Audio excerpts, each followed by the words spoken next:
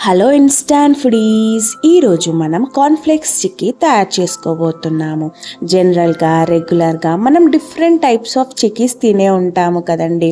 Like పల్లి పట్టి, నువ్వుల పట్టి, అలాంటి వెరైటీస్లోనిదే మనం ఇప్పుడు తయారు చేసుకోబోతున్న కార్న్ఫ్లేక్స్ చిక్కీ. ఇంకా లేట్ చేయకుండా వీడియోలోకి స్టార్ట్ చేద్దాం. దీనికి కావాల్సిన ఇంగ్రీడియంట్స్ ఏంటియో చూద్దాం. మూడే ఇంగ్రీడియంట్స్ అండి. ఫస్ట్ ఒక కప్ కార్న్ఫ్లేక్స్ తీసుకోండి, తర్వాత ఆల్మండ్స్, తర్వాత 3 లేదా 4 బెల్లం ముక్కలు. ఇప్పుడు స్టవ్ ఆన్ చేసుకోండి. తర్వాత దాని మీద ఒక ప్యాన్ పెట్టుకొని ఇందాక మనం కప్ నిండా తీసుకున్న ఆల్మండ్స్ని స్లైట్గా కలర్ చేంజ్ అయ్యేంత వరకు రోస్ట్ చేసుకోండి. ఇందాక మనం రోస్ట్ చేసుకున్న ఆల్మండ్స్ని ఈ వీడియోలో చూపించినట్టుగా చిన్న చిన్న ముక్కలుగా కట్ చేసుకొని పెట్టుకోండి.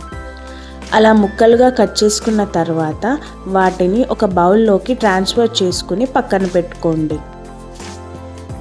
ఇందాక మనం కప్ నిండా తీసుకున్న కార్న్ఫ్లేక్స్ని ఇలా చాపింగ్ బోర్డ్ మీద స్ప్రెడ్ చేయండి. తర్వాత దీని మీదుగా ఒక బయోడిగ్రేడబుల్ అయిన కవర్ని వ్రాప్ చేయండి. నా దగ్గర జిప్ లాక్ కవర్ లేదు కాబట్టి నేను ఇలా చేస్తున్నాను. ఒకవేళ మీ దగ్గర జిప్ లాక్ కవర్ ఉంటే దాంట్లోనైనా వేసి జిప్ క్లోజ్ చేసుకుని ఈ వీడియోలో చూపించినట్టుగా చపాతీ కర్రతో దాన్ని చిన్నగా స్మాష్ చేయండి.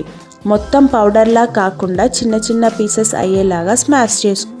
తర్వాత మనం కవర్ తీసి చూస్తే చూడండి ఎంత మంచిగా చిన్న చిన్న పీసెస్గా స్మాష్ అయ్యాయో. ఇప్పుడు వీటిని ఒక బౌల్లో తీసుకుని పక్కన పెట్టుకోండి. ఇప్పుడు మళ్ళీ స్టవ్ ఆన్ చేసుకుని దానిపైన ఒక ప్యాన్ పెట్టుకుని ఇందాక మనం తీసుకున్న బెల్లం ముక్కలు ఆ ప్యాన్లోకి యాడ్ చేయండి. తర్వాత దాంట్లోకి తగినన్ని వాటర్ పోసి ఈ వీడియోలో చూపించినట్టుగా బెల్లం అంతా కరిగేంత వరకు కలుపుతూనే ఉండాలి.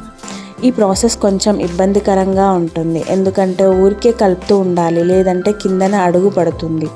ఇక్కడ నేను మరింత స్వీట్నెస్ కోసం డేట్స్ని యాడ్ చేశాను, సీడ్లెస్ డేట్స్ని యాడ్ చేశాను.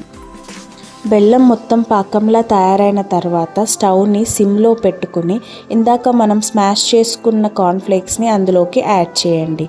తర్వాత అందులోకి ఇందాక మనం కట్ చేసి పెట్టుకున్న ఆల్మండ్స్ని కూడా యాడ్ చేయండి.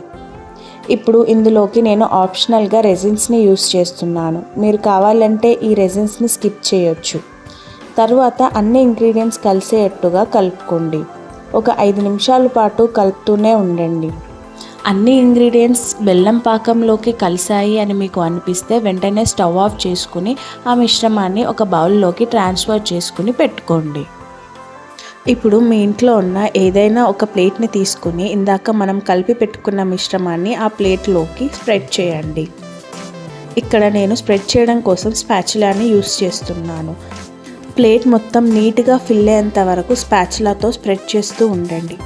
చూసారు కదండి ఎంత మంచిగా మనం ప్లేట్ నిండా ఈ మిశ్రమాన్ని స్ప్రెడ్ చేసుకున్నాము. చూడండి ఎంత ఈజీగా ప్రిపేర్ అయిందో మన కార్న్ఫ్లేక్స్ చిక్కీ. 3 ఇంగ్రీడియంట్స్తో ఎంతో కష్టం లేకుండా చాలా ఈజీగా ఇంట్లోనే ప్రిపేర్ చేసుకోవచ్చు ఈ రెసిపీని. ఈ రెసిపీ పిల్లలు ఒకసారి టేస్ట్ చేస్తే మళ్ళీ కావాలని అడుగుతారు, ఎందుకంటే అంత టేస్టీగా ఉంటుంది ఈ రెసిపీ. లోపల సాఫ్ట్గా, స్వీట్గా, ఇంకా బయట క్రిస్పీగా ఉండడం వల్ల ఏ ఏజ్ వాళ్ళైనా ఇది ఈజీగా తినేయచ్చు. అలా పీసెస్గా కట్ చేసుకున్న తర్వాత ఒక ఎయిర్ టైట్ బాక్స్లో స్టోర్ చేసుకోండి. ఇది ఫ్రిడ్జ్లో పెట్టకున్నా బయట పెట్టినా సరే ఒక 1 మంత్ వరకు ఏం పాడవకుండా అలానే ఉంటుంది. బయట కొనకుండా ఇలా ఇంట్లోనే ప్రిజర్వేటివ్స్ లేకుండా పిల్లలకి ప్రిపేర్ చేసి పెడితే వాళ్ళ హెల్త్కి చాలా మంచిది. చూసారు కదా ఫ్రెండ్స్ ఎంత మంచి రెసిపీ మీకు చెప్పాను. ఇలాంటి మరిన్ని వీడియోస్ కోసం నా ఛానల్ని సబ్స్క్రైబ్